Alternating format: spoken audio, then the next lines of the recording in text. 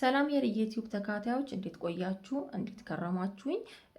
በዩቲዩብ ቻናል ላይ እስከዛሬ ድረስ 3 እና 4 ቪዲዮዎች ላይ እንዴት አድርጋችሁ መስራት እንዳለባችሁ ኤጀንት ሆናችሁ ብትሰሩ ነው የሚያዋጣችሁ ወይስ ኤስአይድል ሆስት እንዴት አድርጋችሁ ይሄን ማድረግ እንደምትችሉ የሚያሳዩ ቪዲዮዎችን በትንሹም ቢሆን አቀርብላችኋለሁ።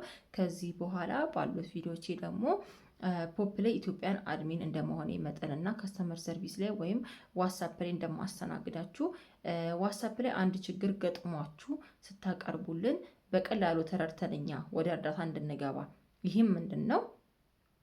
በሺፍት እንደመስራታችን መጠን ኢትዮጵያን አድሚኖች ብቻ አይደለም የሚሰሩት፣ የተለያየ ሀገር ዜጎች አሉ፣ ፍሬንች አሉ፣ ናይጄሪያን አሉ።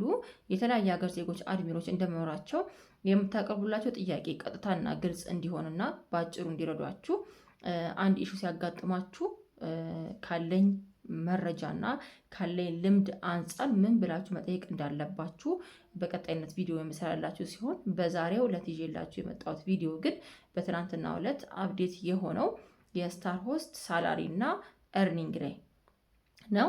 ይህም ከዚህ በፊት ስታር ሆስት ላይ አንድ ስታር ሆስት ከስታር ሆስትነት ሴቷ ወደ ኤስአይድል ሆስትነት ወንዱ ወደ ሮኬት ሆስትነት ተመልሶ ዳውንግሬድ እንዳይሆን እንዳይወርድ ሳምንታዊ ኤርኒንግ አንዳንዴ ሲልም $40 አንዳንዴ ሲልም ከ100 እስከ $120 እየሆነ ብዙ ሆስቶችን እያወዛገበ ኤጀንቶችንም እያወዛገበ የነበረ ሲሆን አሁን ላይ ግን እልባቱን አግኝቶ ሳምንታዊ ደሞዛችሁ $20 በሳምንት 24 ሰዓት ስትሰሩ ከ$20 በኋላ እንደድሮ ደግሞ $40 እንዲሆን $20 ጭማሪ እንድታገኙ ደግሞ ራንኪንጋችሁ ላይ ከ21 እስከ 90 ስትሆኑ ከ$40 በላይ $60 እና $80 ለማግኘት ደግሞ ራንኪንግ ላይ አንደኛና ሁለተኛ ላይ ስትሆኑ ሲሆን በዚህም መሰረት ደሞዛችሁ በዚህ መሰረት ይቀጥላል ማለት ነው።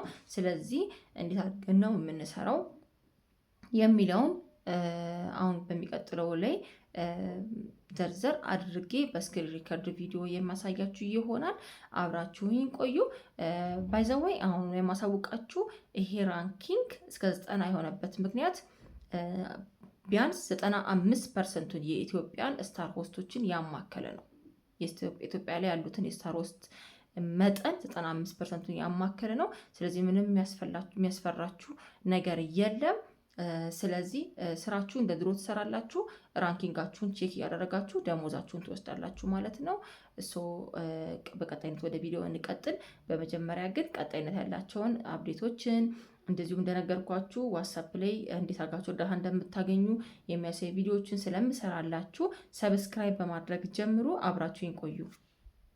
ስለዚህ ሙሉ የስታር ሆስት ደግሞ 800,000 ፖይንት ሲሆን ወይም $80 የመጀመሪያውን 80,000 ፖይንት ለማግኘት 12 ሰዓት መቀመጥ ያለባችሁ ሲሆን ሁለተኛውን 40,000 ፖይንት ለማግኘት ደግሞ 18 ሰዓት እንደዚሁም በመጨረሻም 80,000 ፖይንቱን ለማግኘት 24 ሰዓት ስትቀመጡ የምታገኙ ይሆናል። እንዲሁም ከ200,000 ፖይንት በኋላ ቤዝዶን ራንኪንጋችሁ ላይ ነው የሚመሰረተው። ይሄኛው ራንኪንግ እንደ አፍሪካ ያለ ራንኪንግ ነው። ያው ሁላችሁም ሪዋርዳችሁን ሪሲቭ የምታደርጉበት ነው። እንደ ኢትዮጵያ ያለው ራንኪንጋችሁ ላይ ደግሞ ከ1 እስከ 90 ውስጥ ባላችሁበት ራንኪንግ መሰረት ደሞዛችሁ የሚወሰን ይሆናል። ይህም እንደ ኢትዮጵያ አንደኛ ራንኪንግ ላይ ያለ ሰው 200,000 ፖይንት በተጨማሪ 600,000 ፖይንት፣ ሁለተኛው ላይ ያለው 400,000 ፖይንት፣ ሶስተኛውም 400,000 ፖይንት፣ ከአራተኛ እስከ 10ኛ ድረስ 300,000 ፖይንት፣ እንደዚሁም ከ11ኛ እስከ 20ኛ ደረጃ ላይ ካላችሁ ደግሞ 250,000 ፖይንት፣ ከ21ኛው እስከ 90 ድረስ ለሰባ ሰው ደግሞ 200,000 ፖይንት። ይህም የድሮውን 400,000 ፖይንት እንዳለ ነው ማለት ነው። ስለዚህ 200,000 ፖይንት በታስካችሁ ሌላውን ቀሪውን ደግሞ ከ600,000 400,000ውን 250,000 እና 200,000ውን ተጨማሪ ለማግኘት ደግሞ በራንኪንጋችሁ ላይ ተመስርቶ ይሄ ራንኪንግም ለኢትዮጵያን ብቻ ሲሆን በኢትዮጵያ ራንኪንግ መሰረት ደሞዛችሁን የምትወስዱ ይሆናል። ለምሳሌ ይሄኛው ስክሪንሻት ላይ የዚህኛዋ ልጅ ከ21ኛ እስከ 90ኛ ላይ ስላለች 200,000 ፖይንት ተጨማሪ አላት ማለት ነው። በመጨረሻው ቀን ላይ በሳምንቱ መጨረሻ ላይ ይሄን ተጨማሪ ፖይንት የምትወስዱ ይሆናል። ስለዚህ በዚህ መሰረት ነው አዲሱ አፕዴት የሚሰራው ማለት ነው። እናንተም ራንኪንጋችሁን ቼክ በማድረግ ሪሲቭ ማለት ትችላላችሁ። ስለዚህ ሳምንታዊ የስታር ሆስት ገቢ ቤዝድ ያደረገው ራንኪንግ እና ታስክ ላይ ነው። የስታርቱ ገቢ እስከ 800,000 ፖይንት ወይም እስከ $80 ይሆናል። ስለዚህ ይሄም በ6 ደረጃ ተከፋፍሏል ማለት ነው። ይሄም 6 ደረጃ 1 ላይ ለሆነ ስታር ሆስት ወይም ለሆነች ስታር ሆስት 600,000 ፖይንት፣ ደረጃ 2 ላይ ላለች ስታር ሆስት ወይም ስታር ሆስት 400,000 ፖይንት፣ ደረጃ 3 ላይም 400,000 ፖይንት፣ ደረጃ 4 እስከ 10 ድረስ 300,000 ፖይንት፣ ከደረጃ 11 እስከ 20 ድረስ 250,000 ፖይንት፣ ከደረጃ 21 እስከ 90 ድረስ 200,000 ፖይንት። እንደዚሁም ከደረጃ 90 በኋላ ከ90 ሰው በኋላ ያለው ሰው ምንም አይነት ፖይንት አያገኝም። ይህም ደግሞ በተደጋጋሚ ከደረጃ 90 በኋላ ከሆነ ምንም እርኒንግ የለውም ማለት ነው።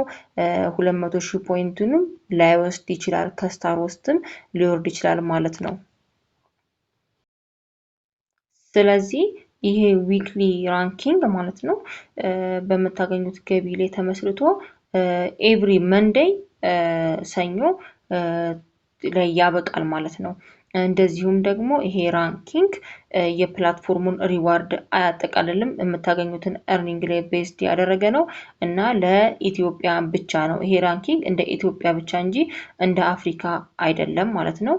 እንደዚሁም ይሄ ስታር ሆስት ለ24 ሰዓት በሳምንት ውስጥ ስትሪም ማድረግ አለባችሁ ማለት ነው። እሱንም ራሳችሁ ናችሁ ሪዋርዱን የምትወስዱት እንጂ ራሱ አይደምርላችሁም። ስለዚህ ሰዓቱ ከማለቁ በፊት ሪሲቭ ማለትን እንዳትረሱ ባይ